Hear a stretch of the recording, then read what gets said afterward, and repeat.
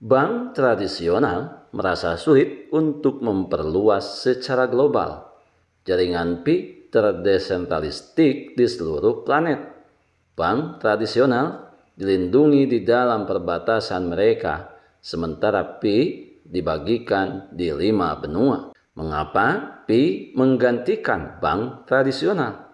Sahabat Yasdar, setuju dan menyukai tayangan ini?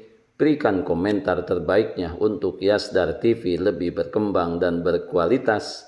Biasakan selalu mencari informasi dan berita lain sebagai referensi dan pembanding untuk menguji kebenaran informasi yang admin sajikan. Yasdar TV, saluran Pi Network.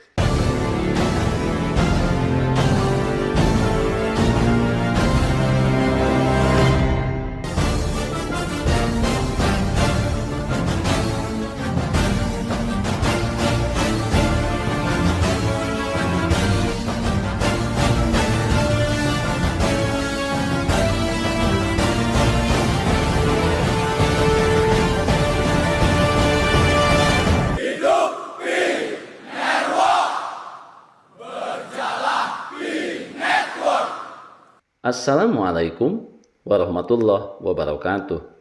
Jumpa kembali bersama Yasdar TV.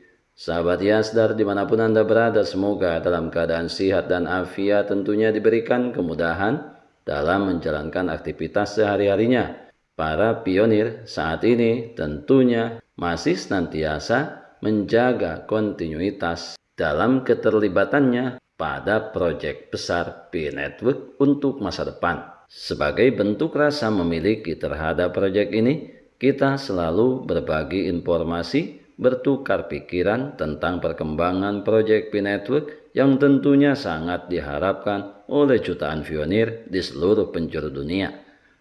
Saat ini admin akan berbicara tentang mengapa Pi menggantikan bank tradisional. Sebelum admin lanjutkan, jangan lupa like, komen, subscribe, dan share tayangan ini. Jika dirasa ada manfaatnya bagi sahabat yang baru saja bergabung, jangan lupa bunyikan loncengnya untuk mendapatkan notifikasi info terbaru terkait perkembangan proyek Pi Network menuju jaringan terbuka seutuhnya.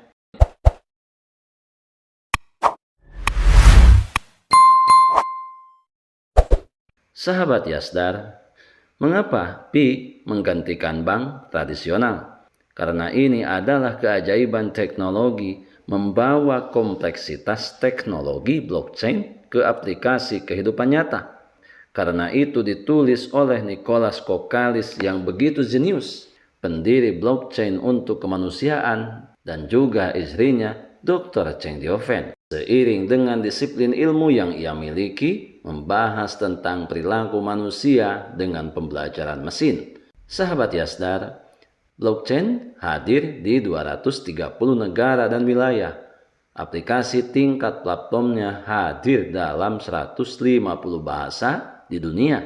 Jika saja kita memiliki sejumlah Pi di dompet, kita tidak ingin menghabiskannya, tetapi ingin menyimpannya untuk mendapatkan tambahan dari penguncian aset kita itu. Terkunci di blockchain seperti bank yang memungkinkan kita untuk menyetorkan uang secara online di rekening kita, tetapi Pi memungkinkan kita untuk deposit pada blockchain untuk mendapatkan keuntungan di 230 negara dan wilayah. Tidak ada bank yang cukup kuat untuk menjadi begitu terdesentralistik. Dompet Pi yang baru sangat besar.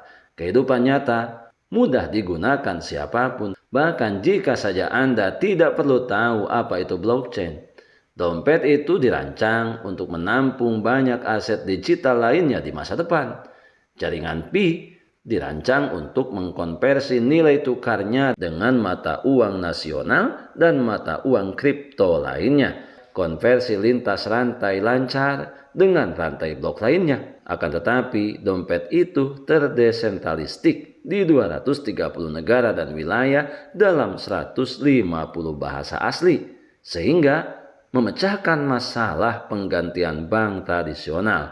Tidak ada bank yang dapat melakukan hal yang terdesentralistik di blockchain seperti Pi. Apalagi beroperasi lintas batas 24/7, bank tradisional beroperasi sesuai jam administrasi dan biaya mahal. Pi dengan biaya rendah akan menggantikan atau mengajarkan bank tradisional bagaimana beradaptasi untuk bertahan hidup di ruang Web3.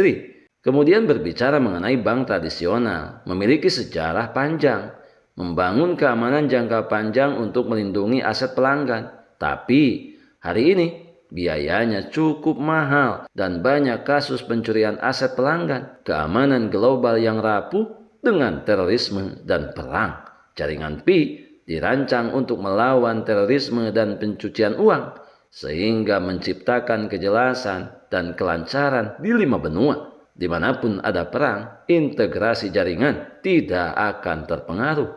Bank tradisional memiliki status hukum lama karena undang-undang negara bagian setempat. Pi memang baru, akan tetapi karena merupakan keajaiban teknologi, maka diterima dengan lebih cepat, sehingga pemerintah tidak melarang, tetapi secara bertahap membangun undang-undang yang sesuai dengan tren pembangunan. Saat ini, bank tradisional merasa sulit untuk memperluas secara global, sementara jaringan Pi terdesentralistik di seluruh planet. Bank tradisional dilindungi di dalam pembatasan mereka, sementara Pi dibagikan di 5 benua. Kita tahu Bitcoin dianggap sebagai emas digital oleh Departemen Perdagangan Amerika Serikat. Saat mainnet dibuka, Pi akan diperlakukan sebagai mata uang digital berdasarkan hukum Amerika Serikat. Sahabat Yasdar, sebelum admin lanjutkan, bagi sahabat yang memerlukan baju kebesaran Pi Network, silakan untuk melakukan pemesanan dan sekaligus check out pada sejumlah link yang telah admin sematkan di kolom deskripsi.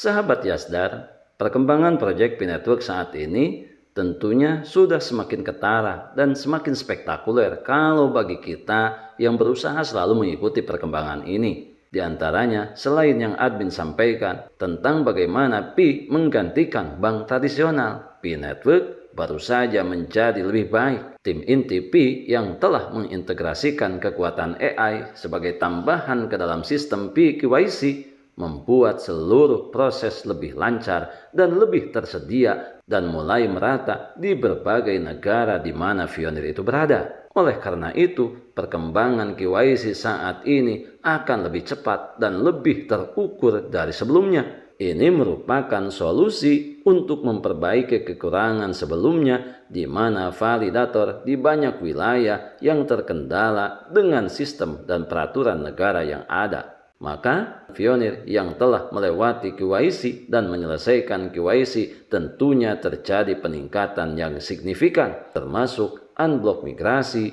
mengurangi kebutuhan untuk validasi manual, dan masih banyak lagi yang lainnya. Oleh karena itu, tetaplah mengikuti perkembangan yang ada, selalu berdiskusi dengan rekan Fionir dalam rangka memahami secara menyeluruh proyek ini supaya tidak terjadi kesalahpahaman, terutama dalam memahami nilai Pi yang sebenarnya yang saat ini selalu menjadi kontroversi baik di antara pionir terlebih dengan mereka yang bukan pionir. Kita adalah pionir dan pionir adalah kita. Tetap saling mengedukasi, berbagi pengalaman dan wawasan untuk memantapkan pengetahuan kita terhadap proyek Pi Network ini. Pertahankan seluruh aset digital yang sudah kita miliki, yang sudah kita menambangnya bertahun-tahun lamanya. Jangan pernah mudah terprovokasi, tergembosi pihak-pihak yang tidak bertanggung jawab, yang hanya akan merugikan nasib para pionir ke depan. Biarkan semua kebisingan senantiasa selalu meramaikan akun sosial media yang kita punya.